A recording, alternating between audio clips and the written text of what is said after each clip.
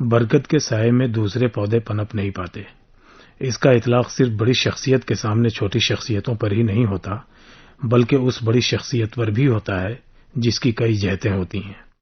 عمر خیام کی مٹھی بھر رباعیاں برگد ہی تو ہیں، جہاں اس کی عظیم سائنسی خدمات کی حیثیت دودھ سے زیادہ نہیں۔ غالب کے اردو دیوان کو ہم اردو دیوانوں نے ایسا برگد بنایا کہ ان کی فارسی خدمات کے پودے نے جب جب سر اٹھایا روندا گیا، اور خود غالب کی اس سفارش کے باوجود کہ یہ پودا زیادہ ثمردار بننے کی صلاحیت رکھتا ہے نہ پنپ سکا۔ علامہ اقبال، شاد عظیم آبادی اور ان جیسی سینکڑوں مختلف الجہات شخصیتوں میں ایسا برگد ضرور موجود ہے جس کی چھاؤں میں دوسرے کارنامے بونسائی کے عمل سے خود بخود گزرتے رہتے ہیں۔ راجندر سنگھ بیدی کی کئی اہم تحریروں پر فکشن روپی برگد کا سایہ ہے۔ بیدی کا نام آیا نہیں کہ یہ سایہ ان تحریروں کے ساتھ ساتھ ہمارے ذہن و فکر اور دل و دماغ پر بھی حاوی ہو جاتا ہے، ورنہ ان کے مضامین اور خاکوں کی ادبی حیثیت اتنی ضرور ہے کہ خود کفیل مطالعے کا حصہ بن سکیں۔ میں نے اس مختصر سی تحریر میں بیدی کے خاکوں کو گفتگو کا موضوع بنایا ہے۔ بیدی لکھنا ہے کہ قائل ہیں، لکھ دینا ہے ان کا شیوا نہیں۔ یہی وجہ ہے کہ کیا، کیوں، کیسے اور کتنا کے تقاضے ان کے اشہب قلم کو سبکسار نہیں ہونے دیتے۔ ناول، افسانہ، ڈرامہ، خاکہ یا مضامین، کوئی بھی میدان ہو، غور و فکر کی باڑھ حائل رہتی ہے۔ خالص ادب کے لیے ہوں یا فلم کے لیے، وہ لکھنا ہے کہ تقاضوں سے خود کو آزاد نہیں کر پاتے، بلکہ کرنا بھی نہیں چاہتے۔ ظاہر ہے لکھنا ہے کا تعلق اندرون سے ہے، جس کے لیے مہلت زیادہ ہو یا کم، خون جگر صرف کرنا ہی پڑتا ہے۔ لکھ دینا ہے، یہ عمل خون تھوکنے کا نہیں، نو کے خامہ سے روشنائی اگلنے کا ہے، یا پھر زبان قلم سے روئے قرطاس کے چاٹنے کا۔ میں کتابوں سے فلموں تک مضمون میں بیدی نے لکھا ہے کہ ایک بہت بڑے فلم ساز جب مجھے زبان اور لکھنے کا انداز سکھانے لگے تو میں نے پوچھا کہ آپ نے کون سی کتاب لکھی ہے؟ اس نے کہا کہ کوئی نہیں۔ بیدی کا جواب تھا کہ میری 3 کتابیں چھپ چکی ہیں اور ان میں نے کسی ہندوستانی یا غیر ملکی فلموں سے کچھ نہیں چرایا ہے۔ پھر بیدی کاغذوں کے پرزے کر کے اس فلم ساز کے ٹیبل پر پھینک کر چلے آئے۔ بیدی نے آئینے کے سامنے مضمون میں یہ اعتراف کیا ہے کہ گرچہ میں ایک منکسر المزاج آدمی ہوں، لیکن جب ادب تخلیق کرتا ہوں تو میری حیثیت غیر شخصی ہو جاتی ہے۔ اقتباس ملاحظہ فرمائے۔ چونکہ ایسے احساس کے بغیر لکھنا سہل نہیں، اس لیے میری یہ لمحاتی انا انکسار سے دور کی بات نہیں۔ اس وقت کاغذ اور میرے درمیان کوئی نہیں ہوتا، اس لیے کسی کو اس سے فرق نہیں پڑتا۔ اپنے گھر بیٹھ کر کوئی اپنے آپ کو کالی داس یا شیکسپیئر سمجھ لے، اس سے کسی کا کیا جاتا ہے۔ البتہ لکھ لینے اور پبلشر کے پاس پہنچنے تک بھی وہ اپنے آپ کو عظیم سمجھتا رہے تو بڑا احمق آدمی ہے۔ اول تو کاغذ پر نزول ہوتے ہی اپنی اوقات کا پتہ چل جاتا ہے، اور جو نہ چلے تو دوست بتا دیتے ہیں، اور جو زیادہ بے عزتی کرنا چاہیں تو بتاتے بھی نہیں۔ ان جملوں میں کتنی ہی باتیں کہہ دی گئی ہیں۔ اچھا ادب احساس کی مکمل گرفت میں آئے بغیر ممکن نہیں۔ ایسی گرفت جو موضوع اور جبلت کو شیر و شکر کر دے، علائق دیگر سے بے نیاز کر دے، لیکن یہ اسی وقت تک روا ہے جب تک سماجی حدیں متاثر نہیں ہوتی۔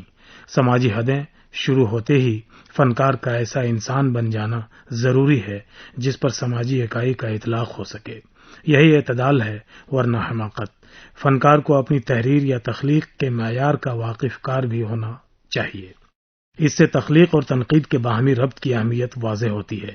یہی اوصاف کسی فنکار کو اس جذبے کا حامل بناتے ہیں کہ وہ کہہ سکے میں بس لکھنا چاہتا ہوں، پیسے کے لیے نہیں، پبلشر کے لیے نہیں، اپنے ذوق کی تسکین کے لیے، باطن کی تذہیب کے لیے، انسان اور انسانیت کی بقا کے لیے۔ وہ انسان اور انسانیت جو دنیا کی خوبصورتی کے ضامن ہے، خود اپنی خوبصورتی کے بھی۔ بیدی نے ادبی اور غیر ادبی شخصیتوں کے جو خاکے لکھے، ان سے یہ اندازہ لگانا مشکل نہیں کہ سب میں یہی جذبہ کار فرما ہے، میں بس لکھنا چاہتا ہوں۔ ترک غمزازن اپیندر ناتھ اشک کا خاکہ، باقر مہدی کے تعلق سے میرا یار کرشن چندر، خواجہ احمد عباس، وجینتی مالا اور گیتا، کہیں بھی بیدی کا قلم مصلحت کوش نہیں ہوا، اور از دل خیزد کی کیفیت ہر جگہ طاری رہی۔ ترک غمزازن اپیندر ناتھ اشک کا خاکہ ہے۔ بیدی اور اشک کے گہرے تعلقات انسانی نفسیاتی پیچیدگیوں میں اتر جانے والی بیدی کی باصلاحیت آنکھیں اور اشک کی شخصیت کے دلچسپ ترکیبی عناصر نے ترک غمزدن کو اس میں بامسمہ بنا دیا ہے۔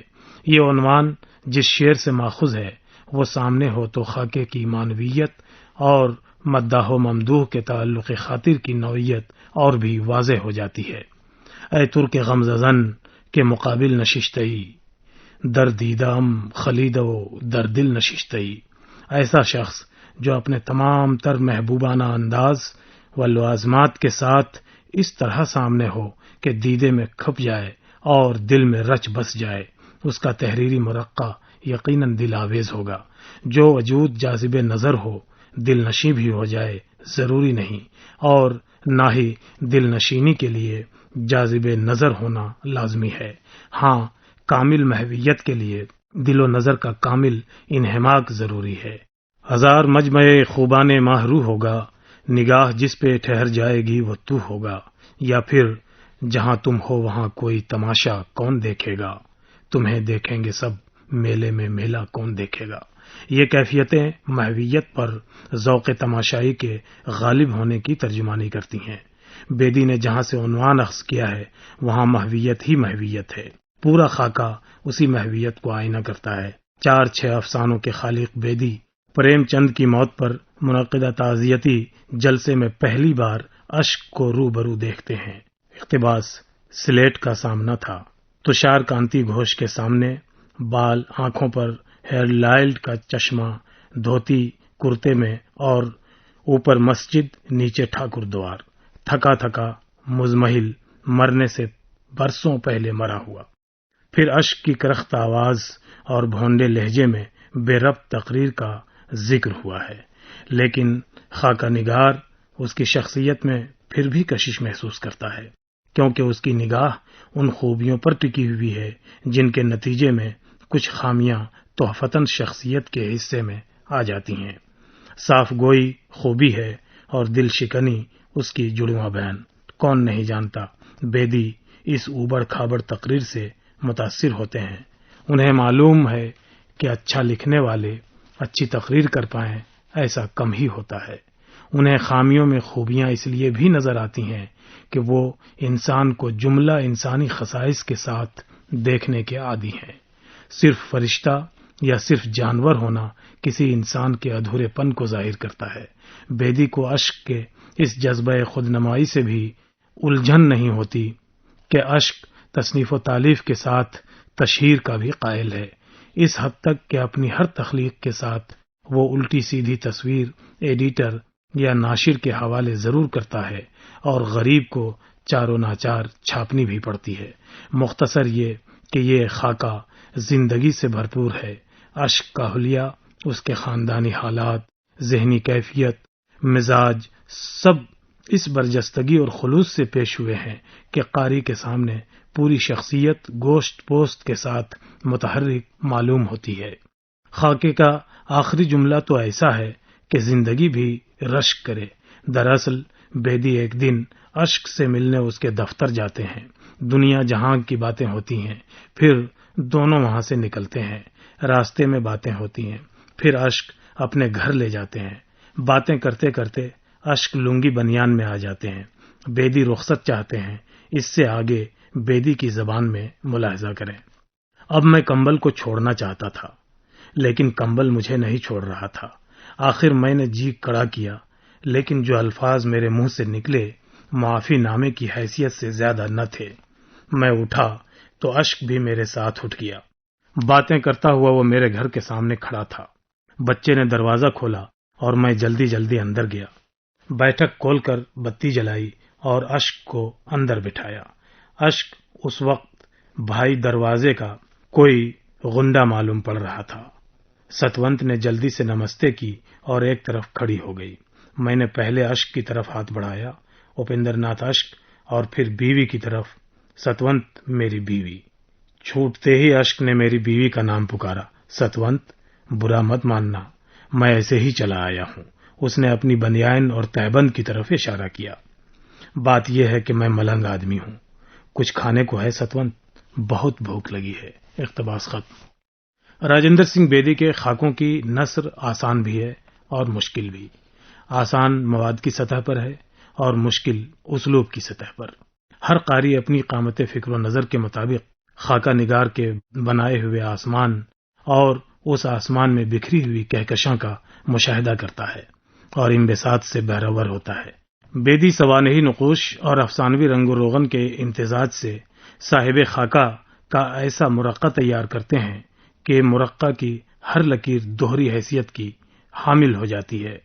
ان لکیروں کا ایک سرا مواد کی سطح پر سوانحی حقائق اور دوسرا سرا اسلوب کی سطح پر افسانوی تخیل سے رشتہ استوار کیے رہتا ہے۔ بیدی کے خاکوں کی یہ وہ خوبی ہے کہ خاکہ پڑھتے ہوئے قاری حقائق کے عرفان اور کہانی کی دلکشی کے انبساط سے ایک ساتھ سرشار ہوتا رہتا ہے۔